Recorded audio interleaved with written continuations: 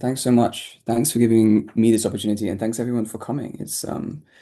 I feel honored, and I'm excited to hear your guys' thoughts. I guess I wanted to start just by talking about, I think, what Yajia just said, that philosophy often for most people, for a lot of people in academic philosophy, and for a lot of people sort of observing from the outside, it doesn't feel vital, it doesn't feel alive, right? It sounds like a lot of you guys have experience in academia in general, maybe academic philosophy, which has this very different culture than a lot of the stuff, a lot of the more kind of philosophical stuff that we might see online or on YouTube, right? Like today in philosophy faculties, especially in the English speaking worlds, most grad students and professors are working on sort of highly technical problems in metaphysics and epistemology.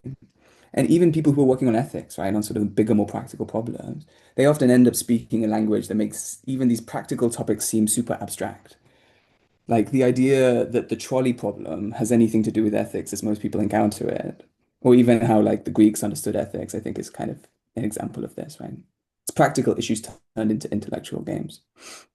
Um, and so that's kind of more like the analytic side, and then the continental side, the so-called like tradition of continental philosophy, you might say the sort of more literary side of Western philosophy, sort of post late 19th century, maybe beginning with Kierkegaard.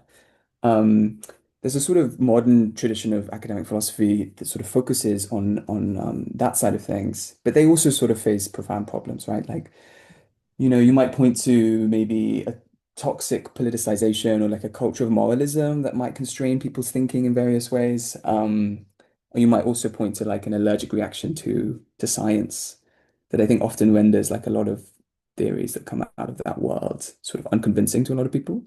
And we can talk more about that if people are interested or if people have thoughts. But yeah, I didn't really want to focus on sort of the criticism of academic philosophy. I wanted to sort of talk a little bit about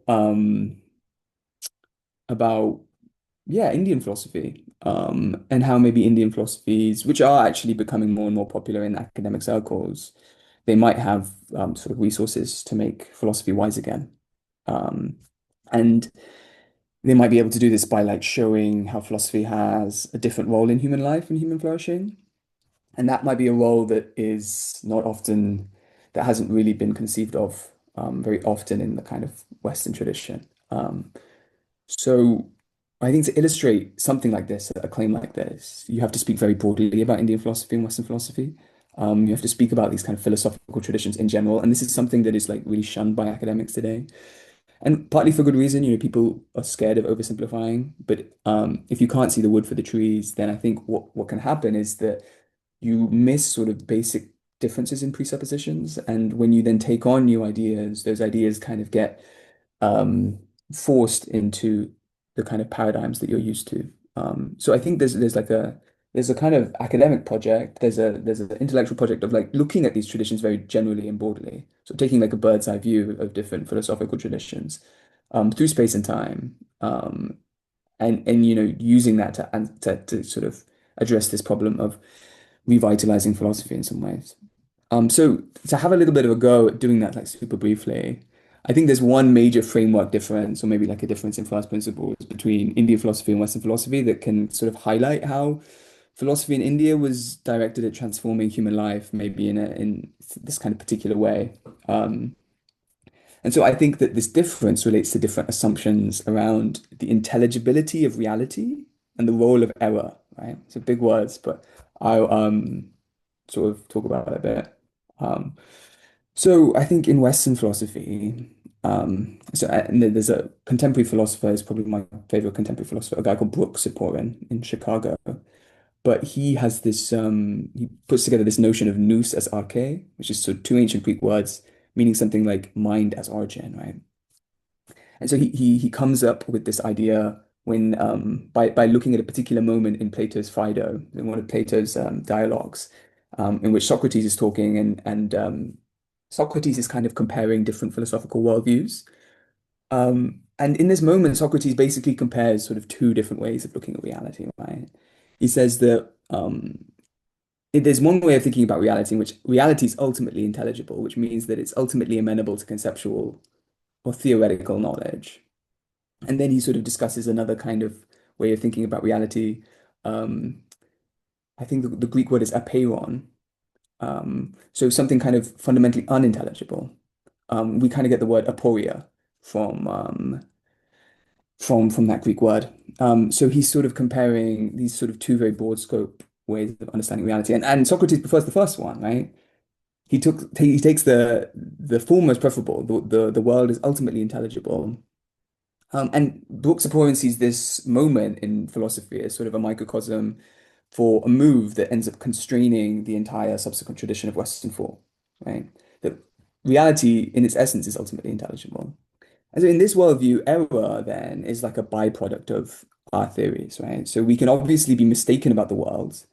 Our theories can be wrong, but because we think that the world is fundamentally intelligible, we assume that we can always be correct by building a better theory. We can always sort of get rid of our error by building a better theory, right? So in the long run, theory will trump error because the world in its essence is amenable to theorization. Um, but I think an interesting point to highlight is that many traditions of Indian philosophy, and I would say actually probably the dominant stream of Indian philosophy, the situation is different, right? So in traditions such as Advaita Vedanta or a lot of different schools in Mahayana Buddhism, error doesn't just exist on the level of a particular theory, it exists on the level of theorizing as such, right? And I think this is because maybe Indian philosophy took this other route. It took the route that Socrates was sort of unwilling to take and say that, well, maybe reality in itself is fundamentally unintelligible. So it's not essentially amenable to conceptual theories. And so these Indian philosophies will still have very strict criteria for what makes one theory better than another. And so in that way, they can sort of incorporate error as we might usually understand it. But they also conceive of another level of error, right? We could call this sort of root error, the Sanskrit word that's often referred to as mula vidya, or like root ignorance, or maybe transcendental error or something, and this error is the error that we make in thinking that we will actually ever have full intellectual grasp of reality, that reality itself is amenable to our theorizing. Um, but there's something kind of more interesting here, right? That what does it mean to say that theorizing itself is an error, right? This word error, I think, is significant, right? So we can compare like in these Indian traditions to say this to maybe the philosophy of Kant and his successors. And so the Indians and Kant would all agree that reality in and of itself goes beyond our concepts. So Kant sort of would maybe at this point say, yeah, no, I totally agree with that. Reality is noumenal, it's beyond space and time, it's beyond all the categories we use to have knowledge of the world. But at the same time, Kant thought that um, Kant would never have said that theorizing as such is a mistake. He would never have used the word error. In fact, the whole motivation of his project was to show how we can have certain knowledge. It's the very fact that our um, our theories aren't true reflections of reality means that we can actually understand the limits of our knowledge, right? We can understand exactly where what we can know and what we can't know. And so we can sort of build a secure foundation for metaphysics and mathematics and all sort of the sciences. That's kind of Kant's whole project to circumscribe the bounds of knowledge. Um, so why do Indian philosophy say that theorizing itself is an error? Why did they use this word error or like ignorance, right? Um, I think this then comes back to the idea that Indian philosophy can offer this new possibility in the role of philosophy in human life. Um, I think that traditions such as Advaita Vedanta and Mahayana Buddhism, they understand theorizing itself to be a mistake because they envision the possibility of maybe a kind of experience or a kind of knowledge or a kind of acting in the world that isn't constrained by mental models or theories at all, right? At the very least, or maybe at the very least, it's a different relationship to these mental models and theories, right? But what is important is that this possibility wasn't something totally apart from philosophy. Rather, it was something that can be arrived at by doing philosophy itself, which I think is interesting, right? So in these Indian traditions, envision the possibility of using all of the technologies and apparatuses of like rigorous philosophizing to point human beings towards a kind of different sort of experience that goes beyond philosophy itself. So in a way, it's like philosophy going beyond philosophy. I think is a possibility sort of built in quite early on in the Indian traditions. You see it in the Upanishads, you see it in like early Buddhist literature, and it's something that's kind of I think, different from the direction that was taken from sort of Socrates onwards. And I think like mapping that is something that people haven't really done. And I think, yeah, it's interesting. Um, and so, yeah, I think we can compare it to Stoic philosophy, right? And I think Stoic philosophy is interesting because it's often where people look in the Western tradition when they're looking for a sort of more vivid, more transformative, more relevant way of doing philosophy, right? There's like a huge rise in popular Stoicism, in sort of podcasts on Stoicism. You see sort of Orlando Bloom walking around with books on, with Marcus Aurelius's Meditations, this kind of thing. Um, and I think it's sort of massively oversimplified, but as I see it, right, the basic idea behind Stoicism is that it can be summarized by a quote from Epictetus, which I have here, which is, "Men are disturbed not by things, but by the views which they take of them," right? And this was interpreted to say that, well, we can suffer less by replacing bad beliefs with better ones. And I think this is the kind of basic insight behind CBT, cognitive behavioral therapy, that was actually, I think, if you look into the history of it, was inspired by Stoic thought. So, we can reformulate our core beliefs. We can take a belief like, my partner hates me, and we can change it to my partner is having a bad day. And we do this on sort of various levels. So we're changing a bad belief into a good belief, and therefore suffering less. But I think the Indian traditions are sort of doing something different. So there's been a lot of people comparing Buddhism and Stoicism and saying that, well, they might be sort of kind of doing the same things in different ways. There's a lot of like when people are trying to emphasize how Buddhism is being transformative, they often compare it to sort of Stoicism. Um, but I think that, and there's definitely a huge aspects of Buddhism that sort of resemble Stoicism this way, like replacing bad beliefs with better beliefs. Um, but I think there's also an element of Buddhist philosophy and Indian philosophies in general that are not just asking us to change what we believe, they're asking us to like change our attitude towards belief, um, to hold all beliefs as sort of the product of ignorance in some way. There's this notion of prapancha, or like proliferation, mental proliferation, that you see across different Indian traditions, and it's always seen negatively. And so there's this idea that the mind's ability to create views is actually something that arises because of fundamental mistake, right? And I think that's like kind of like a paradigm difference between Indian philosophies and Western philosophies in history. And so I think this opens up the door for like a whole different way of thinking about the transformative possibility of like philosophical practice. And we can talk a little bit maybe about some of the examples there. Like what does this kind of philosophizing actually look like? And there's a load of stuff to talk about. But yeah, just to, return to this thing about making philosophy wise again. I think this kind of shift in our attitude towards beliefs rather than just changing our beliefs is intrinsically linked to wisdom for me. So I would probably define wisdom as maybe action that arises from the ability to hold beliefs lightly, right? To operate in multiple frameworks, to not necessarily be constrained by a top-down way, not to be constrained by our preconceptions about the world, but to be very sensitive to like particular demands of the moment. Um, I think of sort of Zen Buddhism, and they talk about wisdom in terms of like sort of phrases like having no abode, like the bodhisattva has no abode, or like sort of moving freely in the 10,000 dharmas or something like this, right? And I think they're pointing to this ability to hold mental models lightly. I think um, wisdom in particular, I think is related to this. And this is sort of explains why the category of wisdom is kind of slippery and sort of hard to define in a lot of contexts. And I think it's also why we recognize wisdom in a huge range of people with like radically different beliefs, you know, and we can still point to them and say, oh, no, you see that that's a wise person. I think that we're looking at not sort of a set of opinions about the world, but like a way of holding your opinions.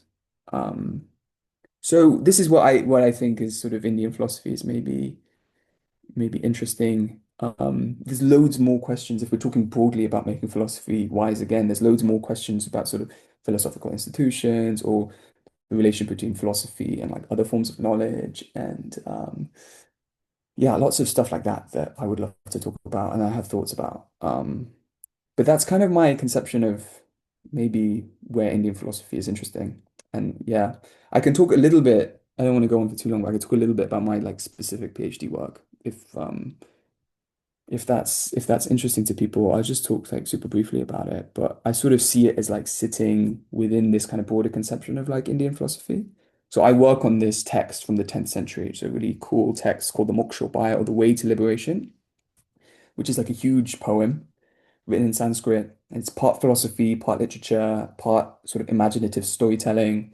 And it emerged in medieval Kashmir in the 10th century, which is like a period of really rich intellectual production across philosophy, logic, poetics, aesthetic criticism. And this text was interesting because it was trying to sort of synthesize all these different forms of like classical Indian intellectual production, but then synthesize them, in such a way that sort of puts at the heart of it this idea that actual freedom, the sort of true knowledge of reality goes beyond all concepts.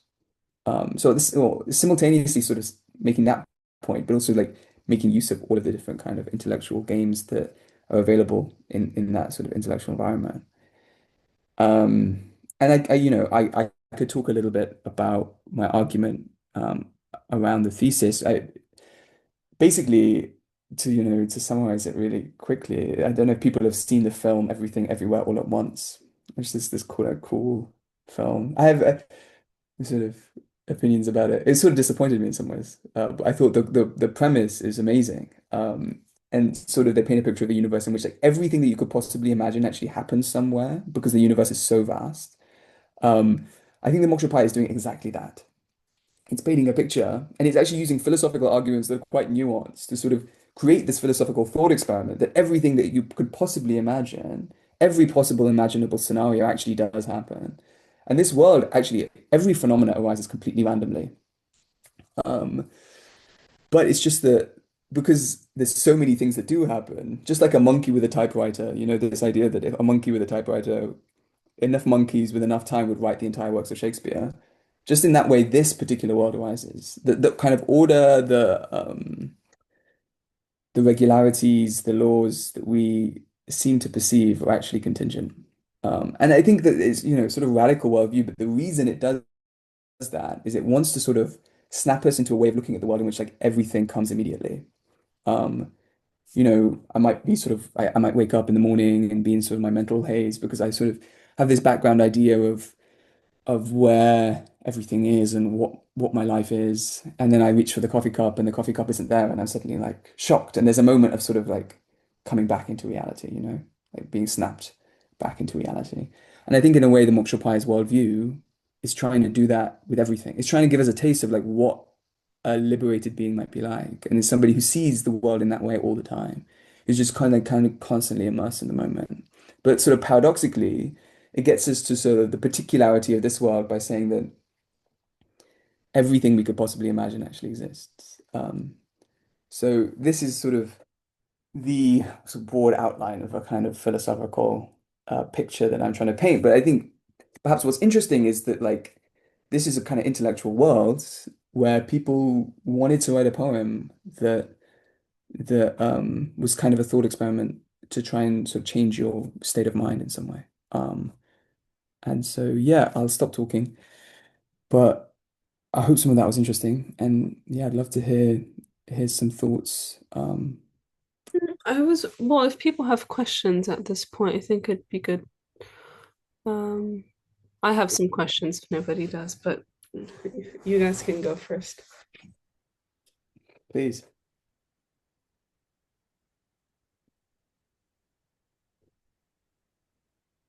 Yeah. Oh yeah. Okay. Hmm. Maybe I'll just like I have like one curiosity, which is maybe um I think would help me like wrap my head around some of the stuff you just said, which is um would you say it kind of sounds like the practice in itself of Indian philosophy is just a different way of doing it, like a different set of actions, so to speak. And is there, like in my mind, it's like, okay, this doing like Indian philosophy, do you think like these philosophers that were writing the text you're engaging with, or your more contemporary Indian philosophers, like, do they meditate? Like, do you have a sense of what the practice of Indian philosophy mm, and that mm, generates the text you are living with and those mm, beliefs looks like. Yeah, yeah, yeah. No, it's a good question, and I think a lot of academics like don't want to ask that question. They kind of want to like extract the philosophy and sort of forget what kind of people were doing it, what kind of lives they lived, and just sort of look at these ideas. And I think a lot of that move is what ends up like sort of corrupting the significance of these ideas a lot of the time. Um, but yeah, it's hard to. People were definitely meditating, and it was a big part of like a lot of different kind of monastic institutions that were often the places where a lot of this intellectual production was happening. So, the great Buddhist monastery of Indian Nalanda um, was a monastery. And it was also like the place where like a load of the great philosophical giants of the Buddhist tradition came from. I think though that we don't want like to paint this picture of India as like, oh, everybody was meditating and enlightened and it was all sort of coming out of that. I think there was also like a load of people who kind of just were interested in like intellectual games. They were just sort of like natural intellectuals. I think you could sort of say that there was like two different streams, right? There was like an intellectual stream and then there was like this kind of contemplative stream. And you also see these two different streams in the Western tradition, even in like Western philosophy. There's like lots of examples of kind of, maybe more contemplative forms of knowledge. But I just think that they were in a different relationship in India. They were sort of more closely intertwined, and often philosophy was sort of subordinate to to the kind of contemplative vision, whereas it was often the other way around, maybe in the West. You have this idea like you do you do philosophy and then you sort of internalize it. And it's like the internalization is sort of subsequent to actually like figuring out what's real. Whereas I think maybe some of these Indian traditions, the kind of it's not so much an internalization of what you believe, but you kind of get to a place where your sort of beliefs run out and then something new happens. So there's a certain different emphasis there. Um, But yeah, yeah. No, and there's like really interesting, I think there's like different I ideas in Indian philosophy that sort of relate to this, that we could also talk about. Mm. Uh, yeah. Cesar also has a question. I don't know if you have a direct Uh, response. maybe I don't know. It's sort of related to this one. Um, I mean, I guess I was going to say that just do you see this relating to? I mean, I used to do quite a lot of organizing of dialogues in Plum Village between scientists and kind of the sangha. And one of the things that came out there was that Thich Nhat Hanh basically thought that essentially a very, very low percentage of Buddhist scholars understood Buddhism very well because of a lack of practice. And when you start asking about whether Buddhism is this classic thing of a religion versus a philosophy, right? Right. Well, there's this thing that, well, you understand oftentimes other things by analogy to your own experience, and Buddhism as a tradition. So I mean, obviously, Indian philosophy is related to and has a rich relationship and is much more than just that. But for people, somebody like Nagarjuna, for example, it's this question of can you really separate a philosophy from a mystical practice? And we kind of tend to say like, oh, is it something that other people have? A religion is something that other people have instead of Christianity. That's essentially Mm, the way that exactly. Westerners understand it, right? Because we construct concepts by metaphors, right? So the metaphor is take the thing that I understand and then imagine what other people have instead of it. And then or can we better understand it by the metaphor of Western philosophy? But part of the problem is that those things aren't very distinct in the West. You know, to the point where if you think about the difference between the raft, right, metaphor, which it's appropriate for the raft, right? Because we're here with the raft, and the raft is basically, the Dhamma is oftentimes thought of as like a lot of the ideas, the teachings, things that you can describe, and it's something that you can hold on to get to the other shore. Whereas if there are some like relatively influential pieces of sort of epistemology where they literally describe the point of the philosophical and scientific exercise as being a boat which is constantly out at sea and springing leaks, which you then plug constantly, so Mm, that you're constantly trying to like plug the leaks and that open up in the boat. That enterprise has been defined immediately at the beginning as creating the most accurate ideas possible, and we now kind of are forced to admit that all the ideas are wrong, and it's only about being less wrong as such. But it's been prescribed from the beginning as like, oh, we're creating the best ideas possible. And there's something which is in a tradition where that is so deep in that, and that is basically being assumed to be the point, seems to be very like central to what you're talking about here. That there's a quite different, profound habit pattern that's baked into philosophy and the whole Western academic sphere and canon that is very hard to shake. You can see like a karma of Western philosophy, and even like a feeling tone that you're following, you're trained to follow all the time, as a Western, like whatever we want to call, what we're doing. At the end of the day, from a reward perspective, you're kind of following a feeling tone. There's a certain intuition which is built and passed on, and I feel like that's very central to what you're talking about. mm. Yeah, yeah. It's like, you know, this the problem like the percentage of people with OCD in like the analytic philosophy community is probably like way higher than average, you know.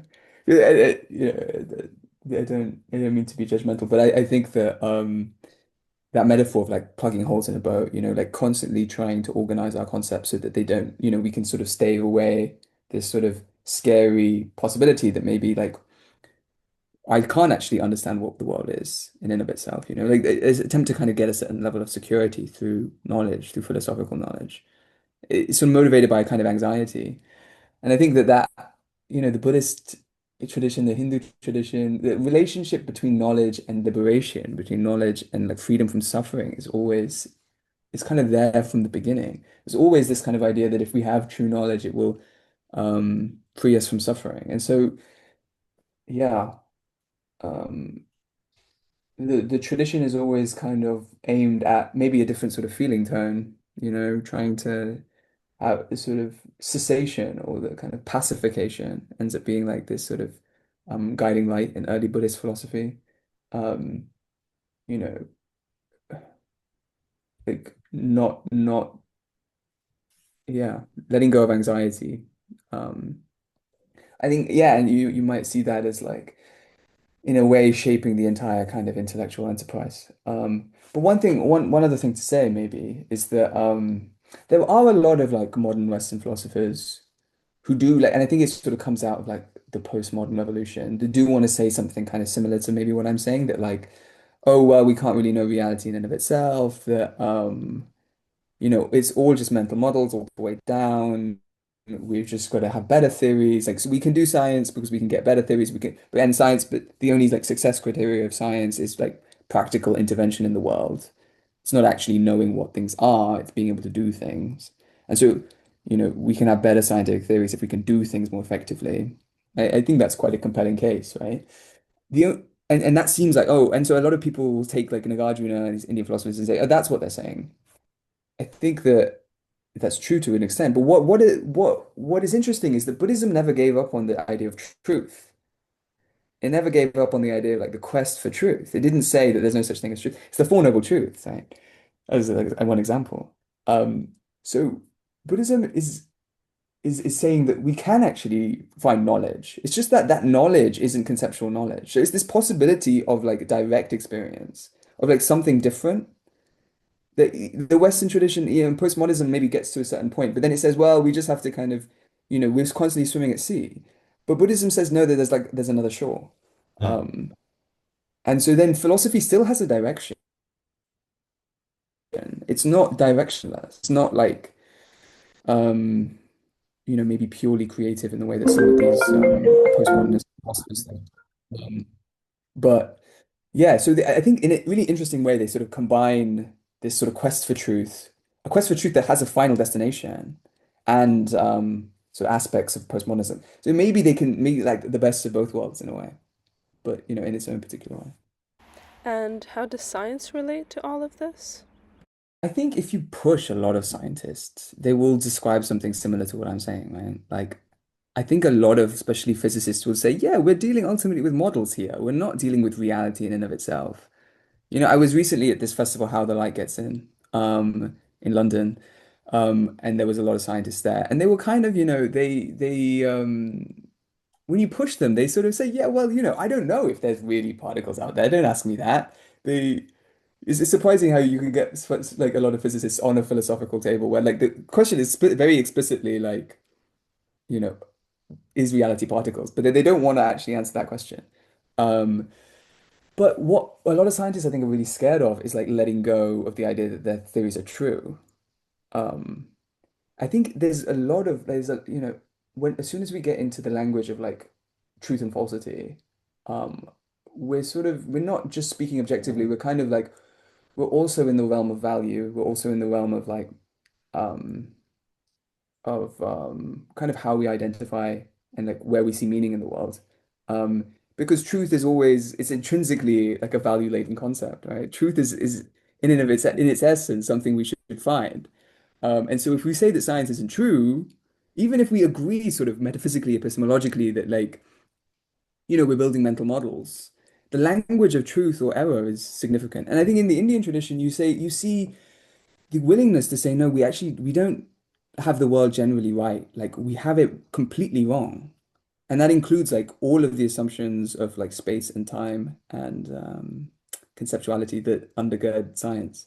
And so that ability to say, no, we actually have things completely wrong, doesn't disregard science, but it does like sublate that desire for truth seeking in a different direction. And I think you might say that that's you don't want to, it's too easy to be a historicist in questions like this. Why did science, develop in the West? It's easy to kind of get into, narratives that go in sort of problematic directions there. But I do think that a lot of truth seeking in Indian intellectual traditions gets sublated in a different direction because of these different structures. I don't know if that makes sense. Yeah, something kind of direct on that. One thing that's useful here is the idea of like aptness versus correctness. I think this is a direction that cognitive science would take us. So people who, probably Jacob is, very knows all of this stuff, right? Like Lakoff and people have heard this, right?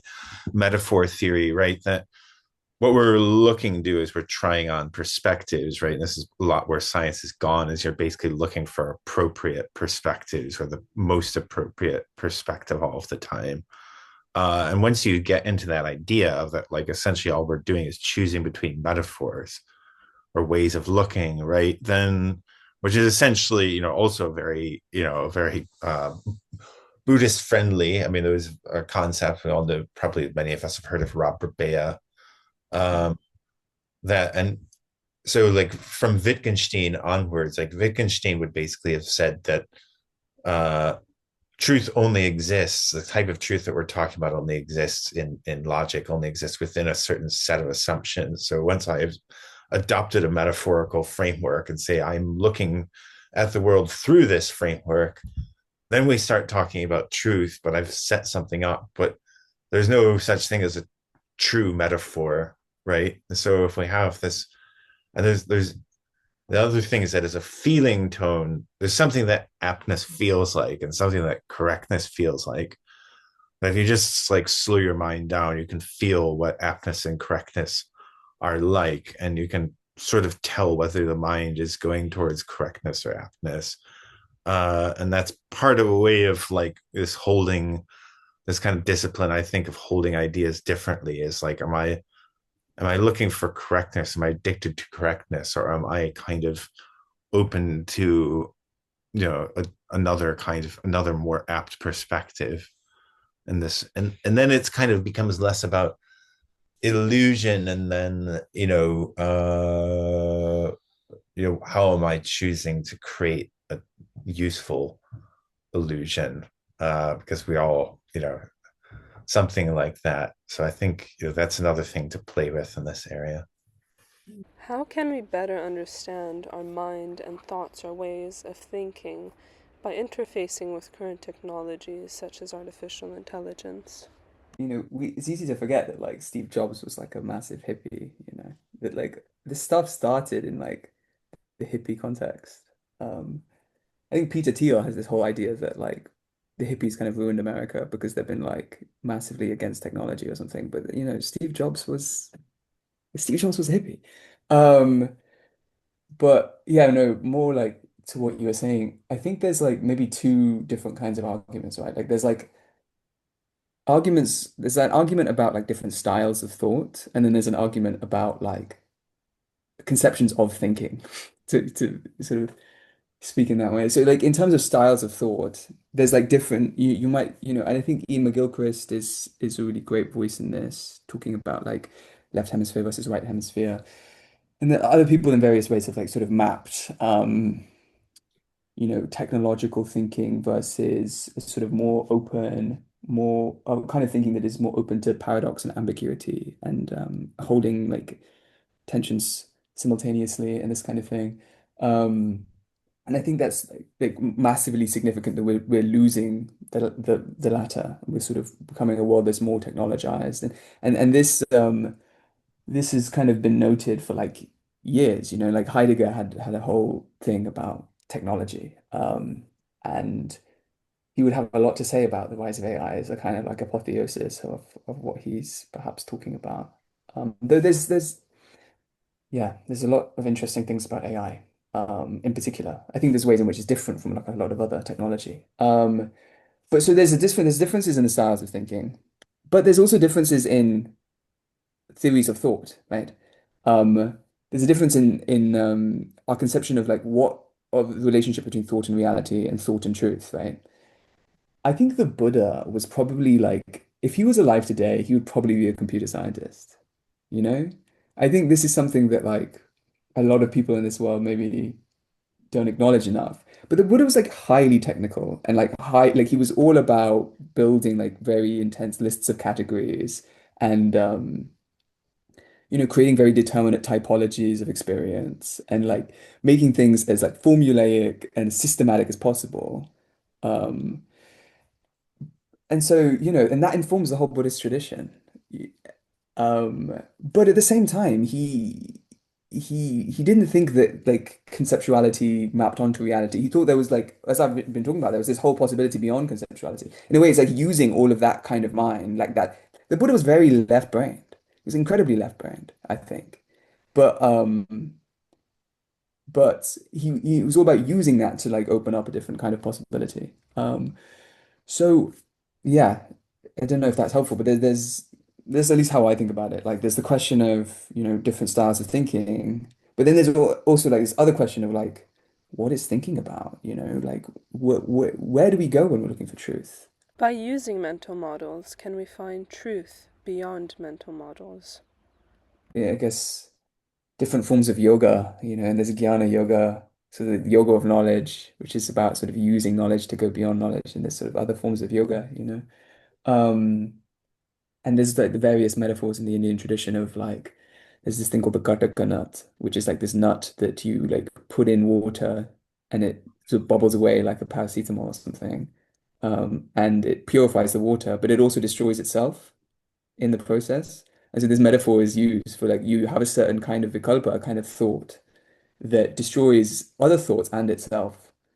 So, for a long time, people were thinking in these terms of like, how do we use mental models to kind of go beyond mental models? And I think, in a sense, there's like a huge paradigm of Indian philosophy is trying to do just that. But that, like, the whole world of academic philosophy just doesn't really can't get its head around the idea of going beyond mental models.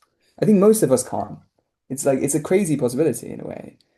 Um, But I think it is a really deep part of this tradition, and it sort of parallels with like kind of meditative practices. And I think Yeah.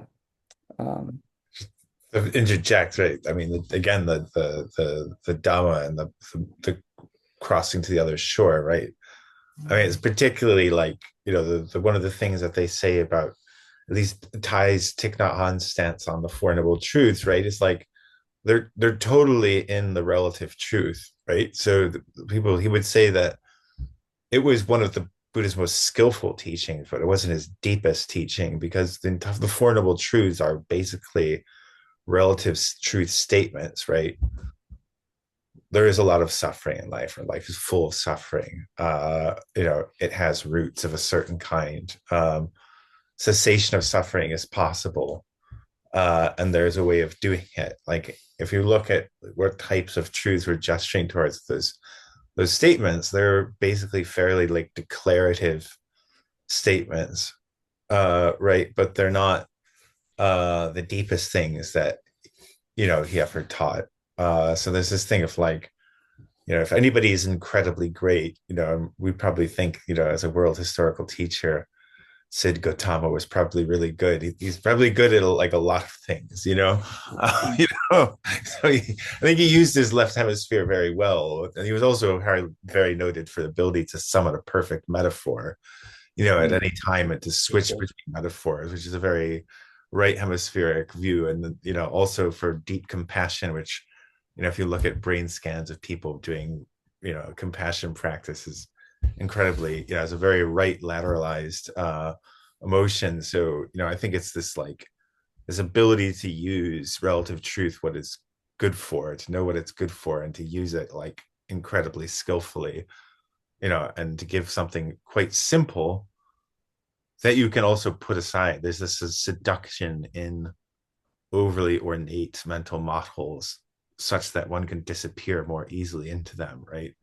This is part of the maybe the seduction of non-dual philosophy, right? Because we also know from some other famous suttas that there's no such thing as a non-dual philosophy, right? As soon as you've said anything about non-duality itself, you're in duality. And the more ornate we make our philosophy, the more actually difficult we can the more we can be seduced into thinking that it is true. All right, so these are part of the constant like difficulty of this area of work. So, are Eastern and Western philosophy compatible or fundamentally different ways of seeing the world? I think I'm trying to emphasize like a framework difference, partly because there's been so much work done in like academic circles to emphasize like compatibilities. Um, and so I think that like emphasizing this difference is sort of situationally important. But it's not intended to say that like there's no way of these are like completely different spheres. And the reason is because if you actually look at like what a lot of the time is going on, it's very like there's a lot of overlap, right? There's a lot of arguments about metaphysics, ontology, and things like essence and knowledge and epistemology. And like there's a lot of like kind of, you know, what you can do is you can pick an individual argument from Indian philosophy and use it very like easily in another context, and you can do the same thing vice versa. So in that sense, like they're definitely doing philosophy, right? Like there's something very recognizable as philosophy. I think what's significant though is that there's this kind of goal or this sense of like, something that goes beyond all of that, that then sort of shines a light on the whole tradition, and sort of yeah, changes the context in which that kind of thinking is done. Um, and so I have a vision of like Madhyamaka, for example, is this like tradition of Indian Buddhist philosophy that starts from the Nagarjuna in the second century. Um, and this is where we kind of get, it's like the philosophical um, substantiation of these teachings of emptiness. So it's arguing that like all material phenomena or selves and all views of the world are ultimately empty, which means that um yeah, that they are context dependent, situational, they arise because of causes and particular causes and conditions. They don't persist through time and sort of ultimately unreal and insubstantial. Um And yeah, I have a sort of vision of like doing a kind of modern Madhyamaka. I think there are some people, there's this Zen teacher I really like called Steve Hagen, who sort of uses a lot of scientific theories in a similar spirit. But there's like a process by which you can really like bring people into that kind of philosophical, using philosophical argument, you can bring them to a place of like new clarity about like, oh, maybe like thought isn't it at all. Maybe thought isn't what I thought it was. Um, and I think that is an actual like process that can happen. And I think like modern spirituality circles actually really underemphasize or like, are not aware of like actually how much the mind can do for you. Like that I'm sure we've all had moments of like reading an idea and being like, wow, like this is like really changed how I experience things. Um, and so I think that those kind of projects are like potentially quite fruitful. And so yeah, I think there could be like overlap between meditation and like Western thought. Like we have at the moment we have like a world of spirituality that's very anti-intellectual. I do a lot of like Zen stuff and they're constantly telling me like cut off the mind, like don't do academic work. My meditation teacher recently like told me, like, oh, a lot of Zen people start off as philosophers, sort of thing. Um, and but then we have an academic world that sort of doesn't want to engage with that world at all. And I think that there doesn't need to be that dichotomy. Um, but maybe that's a bit idealistic. I don't know. I mean, do people think that, because I think it's easy to hear what I'm saying is like we need to turn universities into like monasteries, monastic ashrams or something. Um, I think on a practical level, Toby, like what you're saying is right. Like I think if I say these ideas to like academic crowds, they sort of like they look at me and like, well, what is this beyond thought thing? I mean, it's just not. I'm just not interested in that. Mm. Um, and so yeah, I think Um, practically, I think there's a big inoperability. both we're running out of time, or we've officially run out of time, and then I'll abuse my kind of position just to say, yeah, I mean, there's just this incentives thing, right? That it's kind of what I was getting at before. I think it's such an important distinction. The institution of academia that allows people to do philosophy has an incentive structure in which what you're actually asked to do is not like get people enlightened or allow people to like sit in emptiness so much, but to kind of come up with interesting new ideas, right? So if we were, I mean, I think there is something about like an institution that incentivized the mix of these two things. If you could actually create that, then you could bridge the gap. But I don't think that we have. This is essentially what Hermann Hesse's Glass Bead game was about, right? It was like there's these journeyers to the east who create this, culture of people of this culture within which the kind of intellectual acuity is combined with a spiritual path, and that in some ways we may need something like that in order to use all of the technology and complex ideas we've been building wisely. You have to apply like a very different form of judgment, and a form of judgment which academia does not create a theory of practice necessarily, or a community of practice which cultivates that type of discernment, right? That's not what you're optimizing on as a academic in order to get tenure. And so this would be my question here, because right, if we think about a transmission, how are you going to take, if we take it very seriously, right? If we say, okay, well, we're going to take what we know about either community, really, right? There's something of an intuitive skill is generally something which is transmitted between people in a community of practice. It's very difficult to take a community which has a transmission very deep inside of it, which is Western academia, where you're looking for new predictive ideas which have a certain feeling tone, and then we're going to like build something which has a quite different aesthetic, deep aesthetic inside of that. So I would suggest that was essentially why Hesse was imagining exactly if you want, somebody who really went far down this path as a, as a writer. I mean, that's one of them, right? Where he was really trying to struggle with this. He imagines, essentially something quite new, para-academic, which is cultivating a different approach that does actually find a way of bringing these things together, but outside of really either of the traditional institutions. Mm, mm. Yeah. And Hess is a really good example to bring up. And yeah, I'm totally open to that. I think that maybe it couldn't work in the traditional academy. I think it could work on the side of the traditional academy. Like even in Hess's book, it's like it's not that the people in his society is sort of, I mean, often they're like professors, I think, in schools. They often like go through that system and become professors in schools and universities and things. And so, yeah, maybe the vision, if you're sort of talking about kind of an institutional application of these ideas, is like something, and there are a couple of examples of things here at Oxford. Like there's the Oxford Centre for Hindu Studies, which is associated but also outside of the university and is able to really do different things because of that. I mean, one thing to say about that is that the relevant pages of that book are like the first 50 pages.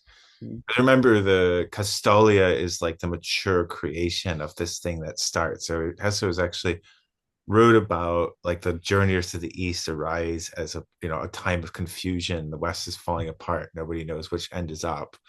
And this group forms, which is a underground group of people who make their own community of practice outside of the existing institutions. And the book actually takes place when they've gone off and created Castalia, right after developing in our time, but it's like set hundreds of years in the future after that institution has itself become corrupt and found its own, well, not, you can say corrupt, but descended into its own kind of vice, right? Which is like this creation of a, or overly ornate model of reality.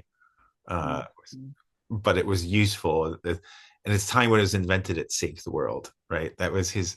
He's actually writing a book about the arc of communities of practice from like vitality and discovery to collapse.